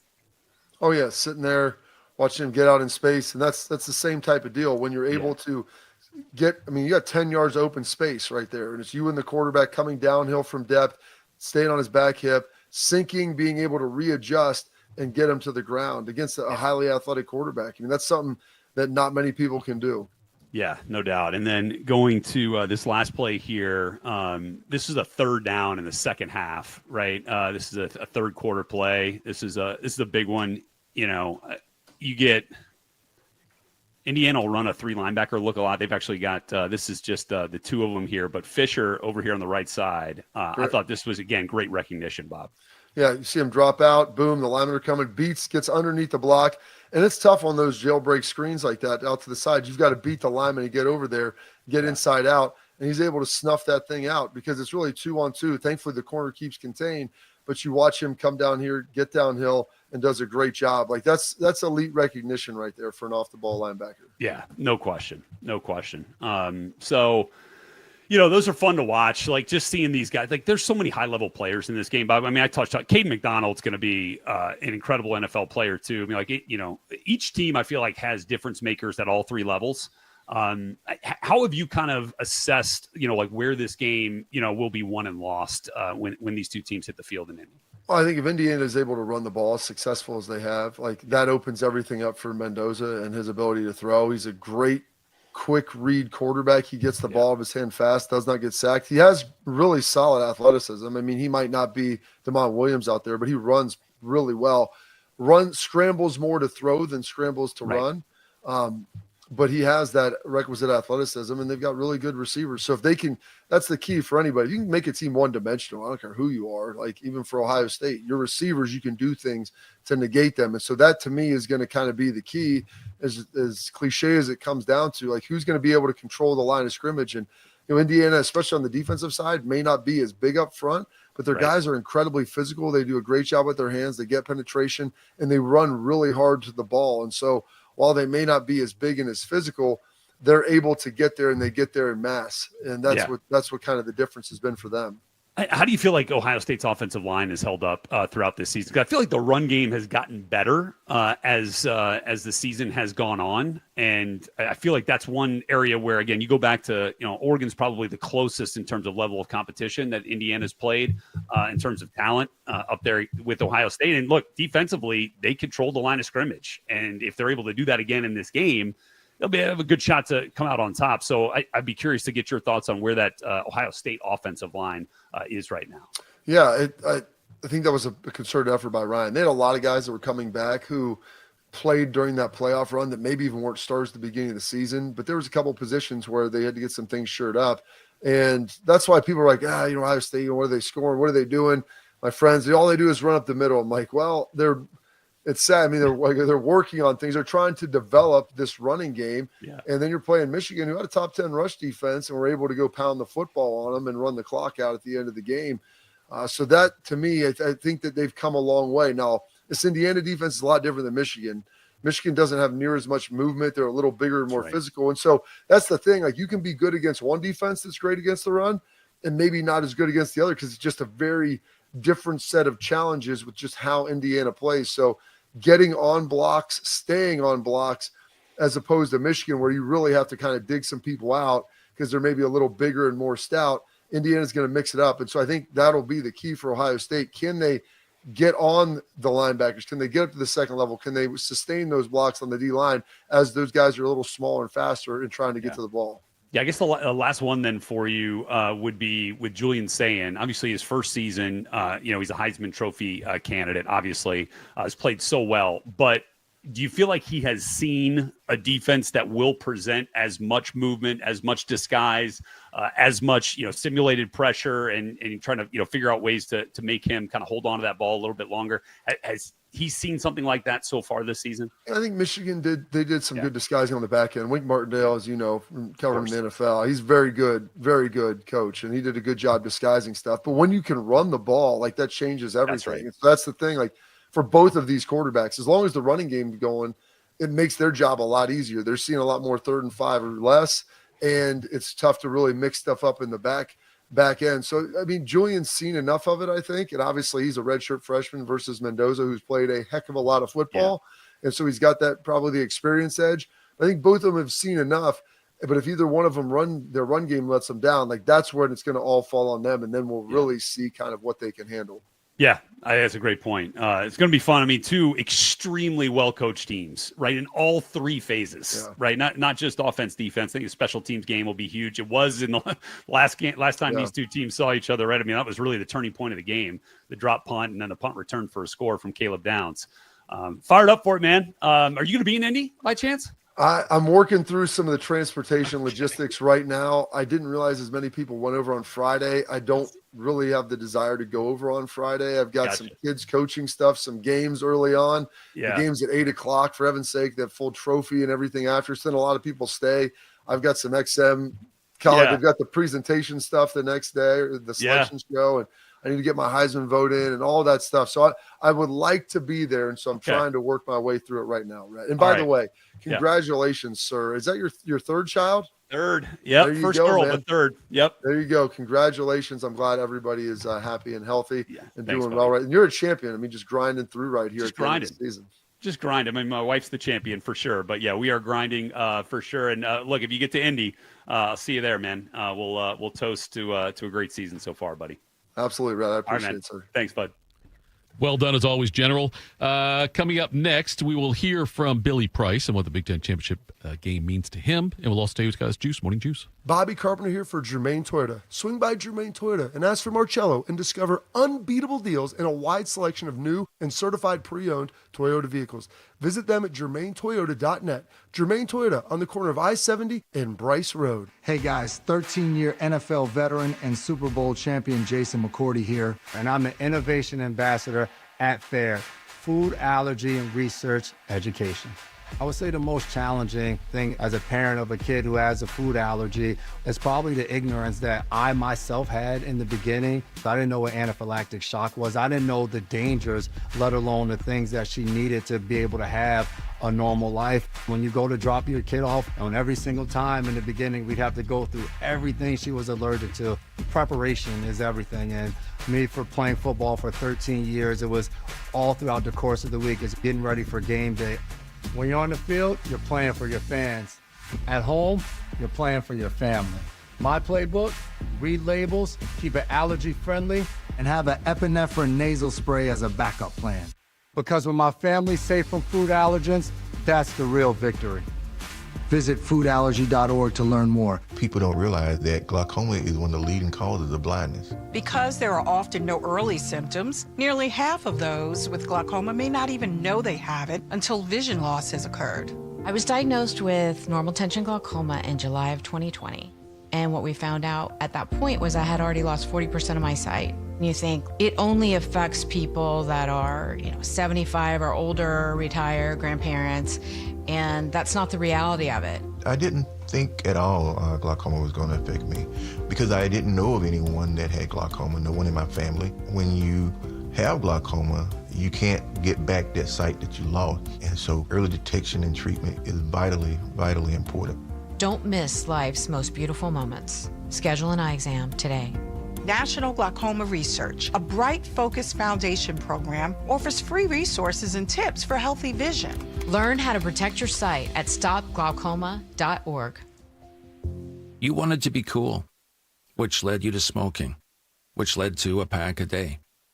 Then you met that special someone, which led to starting a life with them, which led to wanting to live longer, which led to quitting. Then you heard you may be at risk for lung cancer, which led you to getting a low-dose CT scan. If you smoked, get scanned. Talk to your doctor and learn more at savedbythescan.org. Brought to you by the American Lung Association and the Ad Council. Cancer screening can save your life. Begin cervical screening at age 25. At 45, colorectal and breast screening. At 50, discuss lung screening with a doctor. Find resources for free and low-cost screening at cancer.org/getscreened. This is a public service message from the American Cancer Society. Attack and dominate. You're locked into Morning Juice. Sponsored by Riverside Bank of Dublin. Here's Bobby and Tito. The mic's off there, right, bro? Yes, they were.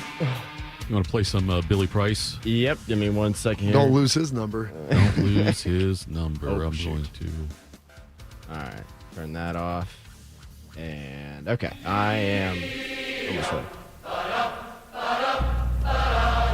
Hey, Bobby. Hey, sorry for the delay on this video. Again, kids being sick.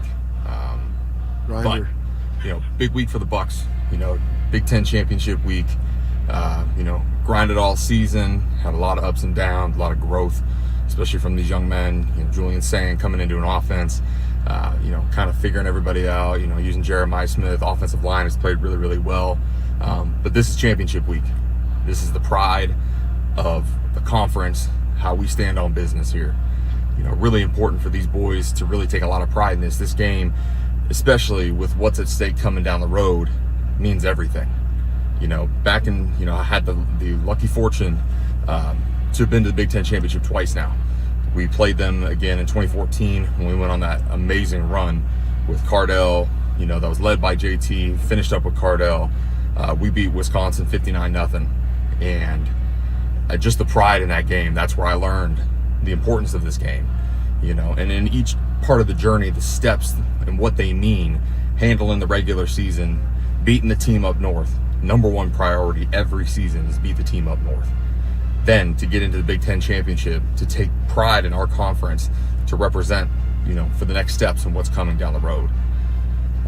my senior season in 2017, going to the Big Ten championship game was the most important thing after beating the team up north again.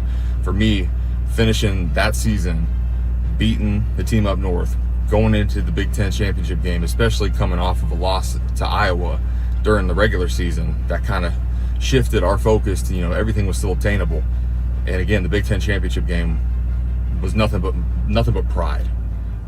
I can't tell you, there's a picture of me out there after we scored a touchdown, and I'm overly excited. I'm jacked, I'm pumped up. And just to win that game, so much pride. And we went in there, handled business, won the game up front, dominated the trenches. Our skill positions ran all over Wisconsin. I mean, such great memories. There's a lot of distractions and things that are going on right now. And, I think the team, the next goal is to win the Big Ten championship game. You can't control some of the other things, coaches, NIL, signing day, this, that, and the other. You can't control those things. But what you can control is Saturday evening, winning the Big Ten championship, to go and represent our conference for what may follow suit. Those things are down the road. They will come. We will be prepared. We will win those games. But right now, the focus is the Big Ten championship game. For our boys to go in there and handle business against Indiana and make sure we are still the dominant force in the Big Ten. That's the most important thing. So I wish these boys nothing but luck. It's nothing but pride. Remember that. Win the line of scrimmage and go let your athletes go play, man. Go play free. Go have fun. This is amazing. Go have fun. Go win it for the rest of us, baby. All right, that was Billy Price joining us there. And at the end of this segment, when we get done with this one, we'll go and fire up another one here. We'll do Evan Spencer later on. But right now, let's tell people what's got us juiced. What's got you juiced? Sponsored by Billiards Plus. Find your next grill and everything you need for the master griller. Billiards Plus on Dublin Center Drive in Dublin. Bobby, what do you got for us on a Friday here? It's great. One of my former teammates, Scott McMullen, the Granville gunslinger, sent me a picture of what appears to be a girls' high school basketball game at Lancaster High School. Mm-hmm. And I'm just messaging him back. It was yesterday in the evening. I was getting ready to go to bed. So, are you watching your daughter or scoping out some high school chicks? Hoping we're watching our daughter here. Or maybe a friend's daughter, niece, someone along those lines. You're a terrible person, Bob. Am I? Listen, you want to get in one of these group texts with my teammates. This is the stuff that's going to be thrown out because that's what I like. Hey, listen, he sent it to me with nothing else, just the picture. Just checking out some high school basketball. So, what am I supposed to say back to that? Like, hey, at your old stomping grounds, watching my daughter or niece or whoever it is, friend's daughter, I don't care. You just send me a picture of you sitting in a high school girls basketball game as a 45-year-old man in my home gym that I grew up in. Like, I'm gonna ask some questions. I know a bunch of 14-year-old girls who can punch harder than Dwight. Exactly. You know a bunch of 14-year-old girls. Exactly. So what's got me juiced on the eve of this game? Exciting to see this. I know there's been a lot of things and I told this to Beam last night. Him and Ward were on. I did, do a little weekly hit with those guys where, everyone's talking about Heartline and the worry about the recruits. I go, listen, let's stop worrying about national championships 3, 4, and 5. And let's just focus on the one that's sitting right in front of you, okay? We can deal with tomorrow's problems tomorrow. Tomorrow's got enough to worry about. It'll worry about itself. So you've got the players on your team right now. Quit lamenting that Carnell will be gone and JJ will be gone after next season and all of these things. All of these guys are here right now. They are here. You have a great defense, a really good young quarterback, an offensive line that has been dominant, good young running backs, receivers that are elite. Like, just enjoy this ride and hope that it ends up the way that you want in a historic fashion. Quit worrying about Chris Henry Jr. That'll all take care of itself. I promise you. If you trust Ryan Day, you've lost coordinators, you've lost coaches, you've lost players. Everything has been okay. And it will continue to be okay moving forward. And then what's awesome, my son is going to be swimming tomorrow over at the Nebry Invitational. And it's great to see that because it's something that I grew up swimming in over there at Old Larkins and now whatever they call the RPAC and the natatorium and everything. And so it's a little slice of nostalgia. I think I actually have maybe my sweatshirt still from that my mom bought me back from 2001 that I had there. And then going, obviously, when I was in school, watching my brothers swim there and be a part of that. I actually had my one brother come and stay with me, John.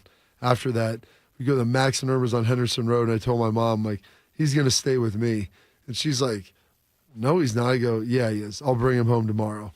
We'll have a good time tonight. Will he be alive? And he was alive. He's still TBD. alive. He's still alive. Good. Still alive. Good. So good for him. But it was a great time. It was the first time I got to actually bring my brother out on campus with me. So a heck of a time and a lot of fun. All that has me juiced. Oh, and by the way, tomorrow is my brother George's birthday. So a big happy birthday to him. I'm 42, so he's 37. All right. He's 37, 5 years younger than me. It's an easy birthday because it falls right before Pearl Harbor. So I'm like, No. you know. One way to remember. Oh, yeah. It's buddy, you're the day before the day that'll live in infamy. So keep that in the little hopper. What's Schleiss got to say? My dad had some great nuggets he threw out there. He had like 3 rules in our house. Respect your elders. Don't hang in cliques. And don't take wooden nickels. You're blue-collar, corn-fed, not their blank in the dirt. There you go. Can't argue with that. Don't take wooden nickels, Bodie. Fair parental advice there. All right, guys, I'll be quick. What's got me juiced? In order, 1-4. Texas Tech big over. Actually, no, I'm sorry. Texas Tech little over BYU. Georgia big over Bama.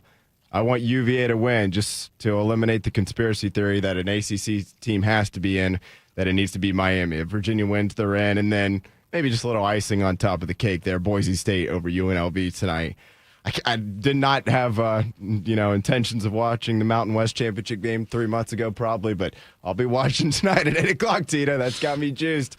Come on, baby. Am I either going to be the happiest person in the world on Monday when we come back in here for Monday morning show or the most depressed person? And not a whole lot in between there, but so I'll either be super juiced or super not juiced, Tito, but that's where the cards lay. It's going to be a great college football weekend to watch. It'll be a lot of fun, all these games. I'm excited about that.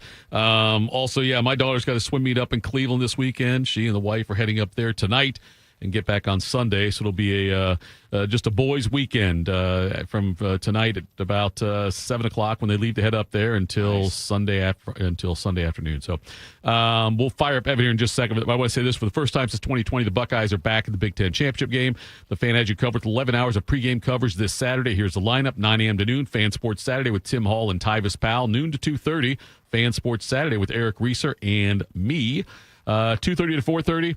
The KeyBank Fan pregame show with Matty Ice, Justin Zwick, and Dane Sanzenbacher, 4:30 to 6:30. Central Ohio Toyota Dealers Fan Tailgate Show with Anthony Rothman, Tim May, and Dave Biddle, 6:30 to 8. Ohio State Sports Network pregame show with Skip Mossick, Paul Keels, Jim Lachey, and Tyler Danberg. 11 hours, 1 goal. Get you ready for the Buckeyes, the Big Ten title. Only on the home of the Buckeyes, 97.1 The Fan. Evan Spencer. Buckeyes, man, it's great to see you. And guess what? We finally got over that edge, over 2,000 days, and we got that victory up against that team up north. Congrats to all of those seniors, all of those freshmen, everybody in between that now get to flaunt their gold pants. I know I wear them proudly, but let me tell you something. This job is far from over. I can tell you from specific experience, my junior year, losing against Michigan State, knowing that was my last game to play with Ryan Shazier and Bradley Roby and some of these other infamous characters, it really hurts me, right? I know that I took that energy into my senior year and made it important to make sure that we made a message, that we sent a message nationally. Now, we had to do that to get into the college football playoffs, but at the same time, it was far from about that. It was about playing for my friends, my brothers, my teammates, the guys who were picking me up off the ground when we were having off-season workouts and those team runs, at 4 o'clock in the afternoon when you didn't think it could get any hotter, but yet it did, and you're in the stadium. This is for you guys. Play for one another, have fun, and win the best conference championship in the country. Go get them. All right, that was Evan Spencer joining us there. Bob, when you were at the Max Irwin's on Henderson Road, did you make phone calls from table to table? Is that still an option? Do you remember that? Yeah, they did have the little phones on there, but I didn't know who I'd be calling. I mean, we all just sat at the same table. That was a fun thing, though. We'd go over to the ice cream bar, though. Oh, it was good stuff. Get some of that. Yeah. Yeah. was good It was stuff. a nice deal, buddy. They did. Good They deal had a great Sunday brunch buffet also. I remember that as well. All right, coming up next, we will close out the week the best way we know how with AJ Hawk. We'll do that next. Morning Juice. My mom is a veteran and she was injured in the line of duty. I hurt my leg in a training accident when she was only 2 years old. She had 7 different surgeries over the span of 9 years, and there were tons of complications. I couldn't be the mom my kids needed me to be. She missed so much. After my last surgery, I got an infection so bad I thought it was going to kill me. I told her she couldn't leave me yet. There was still so much she had to see. I hadn't even graduated. I'm doing much better now. I may have lost my leg, but I've gained so much. I'm an active part of my kids' lives. She can kick a mean soccer ball. DAV's been there for me and my family. Through thick and thin, they've had our back. Every year, DAV helps more than 1 million veterans like Sandy get the health and disability benefits they've earned so they can achieve victories great and small. My victory is getting my life back. I got my joy back.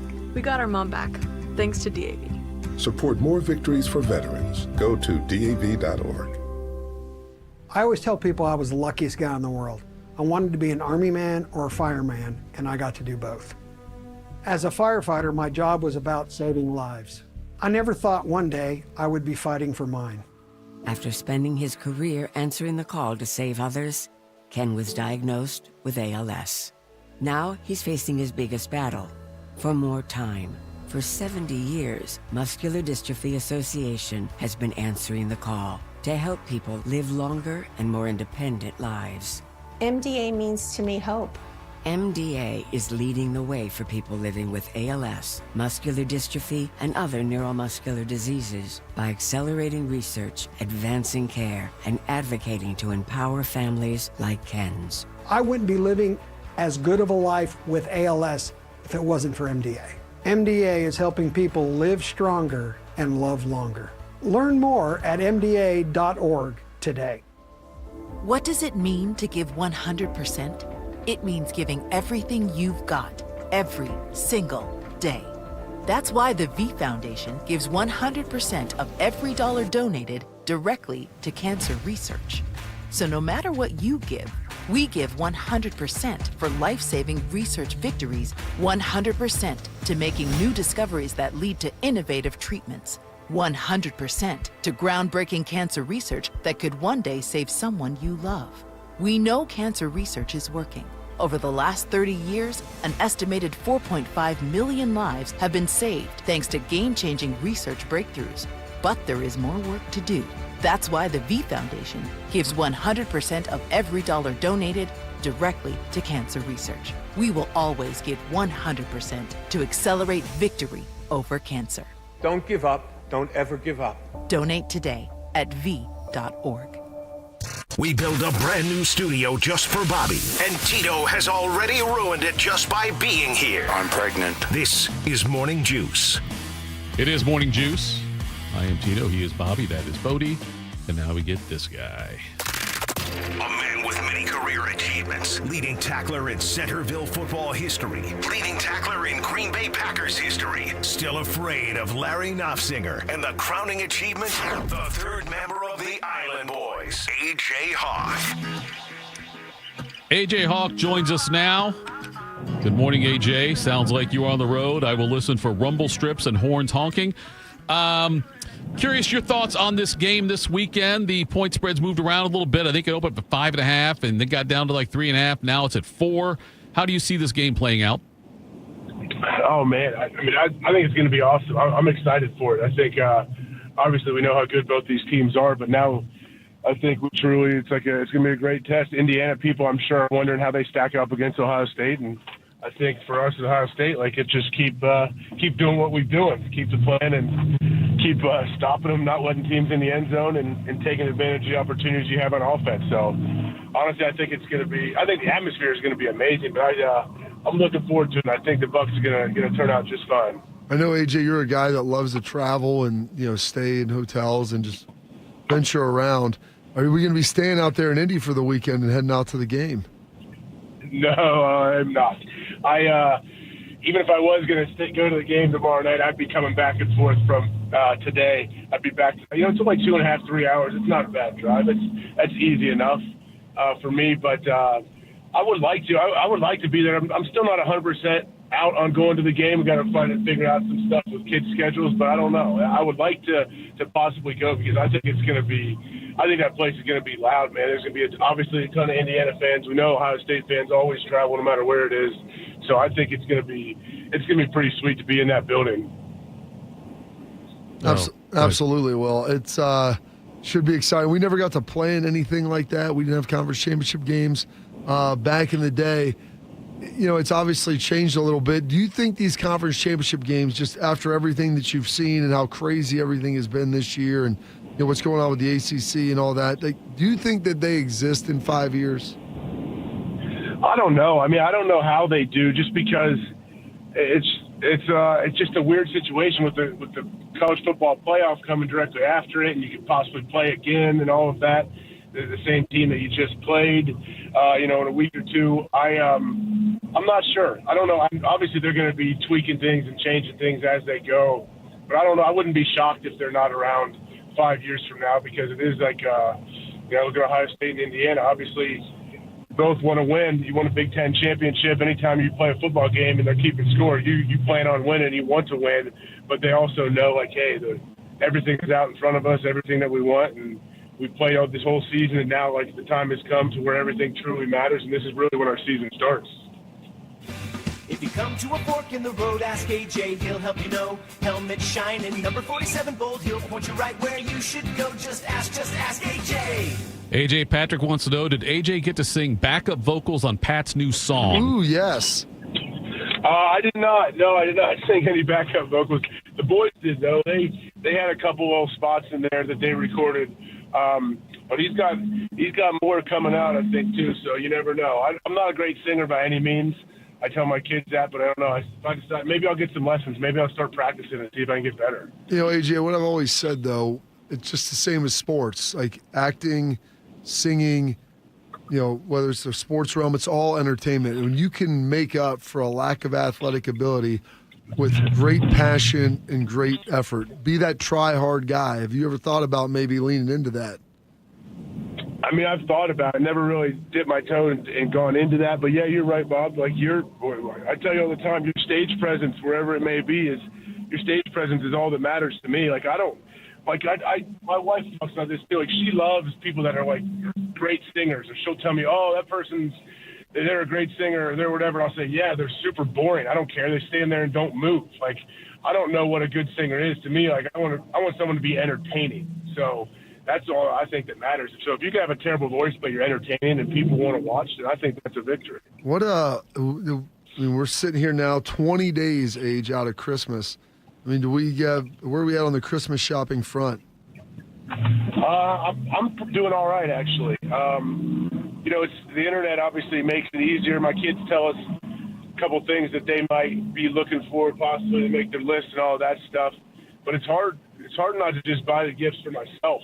Like I go on, I'm looking for kids stuff, and I think yesterday I bought 3 torch lighters that like shoot a beam, like a laser that catches things on fire. I bought 3 of them yesterday because, those like internet scam things, you go to buy one and they give you all hey, if you bundle you can bundle 3 together and get this great discount. And they got me on that. But I've got myself a few things, no joke. And we're just sending the link to my wife because she always, needs ideas of what to get me for Christmas.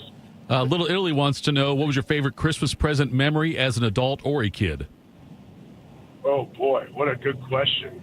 I think when I was probably 10 years old, I got a dyno, a bike, and it was like had the pegs in the front and back. And I was like a little BMX rider for a couple years.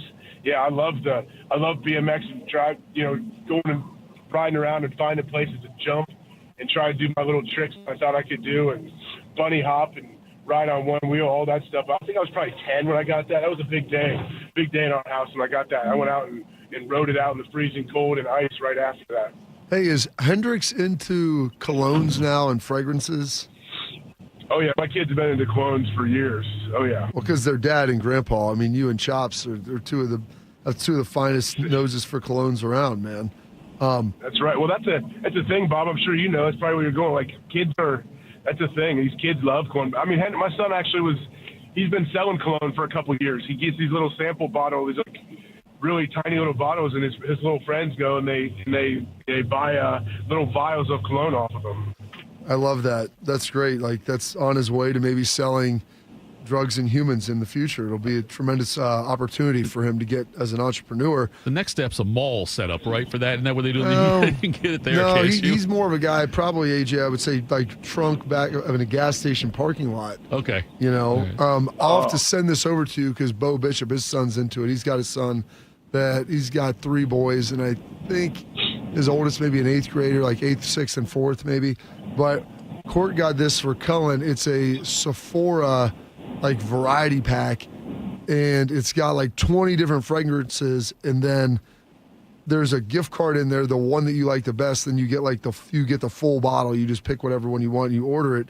I think that's like a home run gift. I mean, I'll send it over to you because I mean, it's that way you can help Beebs out, get some stuff for the kids. Yeah, we could use that. They love cologne, man. That's this generation, like cologne and smelling good and trying to, like, dress weird. Like, that's just, these kids love it, man. What do you mean by dress weird? Yeah. I mean, they like express themselves. They talk about their drip and all this stuff. That's what they want to wear chains. Like Axel, my youngest, got to take off his big chain when he's playing basketball games. He gets all upset because he wears 15 like bracelets. These little, if he gets a bracelet to go anywhere or like a little rubber band, he puts it on his wrist and he won't take it off. So these refs try to call timeout and take him out of the basketball games, and it gets all mad. These kids just love the accessories. So hold on, you haven't been able to share your love for the simple lifestyle of nothing but long sleeve black t-shirts and quarter zips with them? No, they're into fashion, man. They think they are. They think they know what looks good. But that's what's cool now. Like there's no like dress code, And back in the day, say, hey, what's the dress code for this thing? Oh, business casual, whatever. No, that doesn't exist anymore. You can wear whatever you want, wherever.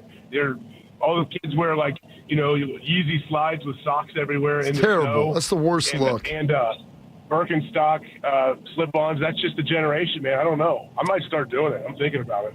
AJ, we're going to do this segment. This one question. I was going to ask AJ. We were going to do Ask Sanchez, but figured that wasn't a good idea. But AHB 9797 wants to know a good bar recommendation in Indy. Ooh. Well, Sanchez is probably the guy for that. I don't have much experience with the Indy bar scene. I'm not going to lie. What's the steakhouse, Bob? St. Elmo's? St. Elmo's, yeah.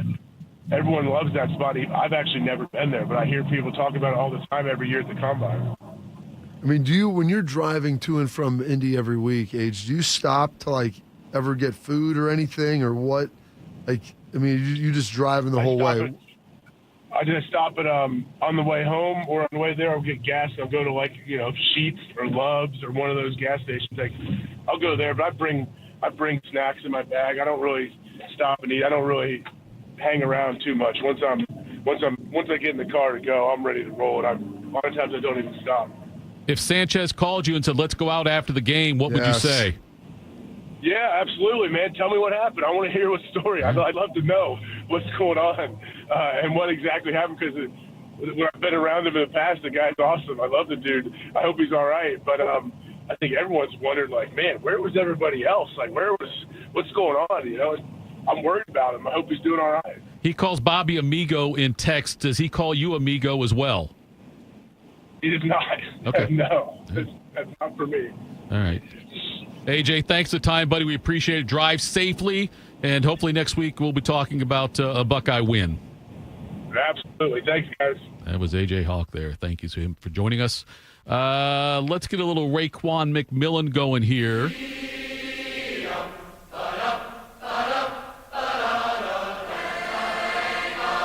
The Ohio State University linebacker from 2014 through 2016 and 2014 Big Ten champion.